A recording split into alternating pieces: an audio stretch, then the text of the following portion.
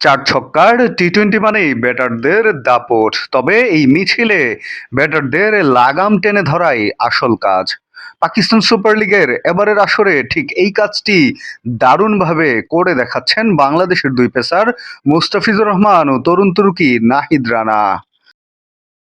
বিশেষ করে নজর কেড়েছেন নাহিদ রানা। হায়দ্রাবাদ কিংসম্যানের বিপক্ষে অভিষেকটা খরচে হলেও নিজের দ্বিতীয় ম্যাচেই করাচি কিংসের বিপক্ষে ঘুরে দাঁড়ান তিনি। ৪ ওভারে ৭ রান দিয়ে তুলে নিয়েছেন ৩টি উইকেট, যার মধ্যে একটি ছিল মেডেন ওভার। পিএসএল এর ইতিহাস বলছে বাংলাদেশি বোলারদের মধ্যে এটি দ্বিতীয় সেরা কিপ্টে বোলিং। ২০২০ সালে স্যামিট প্যাটেলের ১.২৫ ইকোনমির পর এটি এখন পর্যন্ত সেরা কৃপন স্পেল। রানার এমন বোলিং দেখে মুগ্ধ খোদ প্রতিপক্ষ ব্যাটার মঈন আলী। ম্যাচ শেষে তিনি বলেন, এক্সপ্রেস ফাস্ট বোলিং যে কোনো পিচেই খেলা কঠিন। সে যে লেন্থে বল করছে তা অসাধারণ। বর্তমানে এমন গতিময় বোলার খুঁজে পাওয়া কঠিন। বাংলাদেশ ক্রিকেটের অনেক বড় তারকা হবে সে।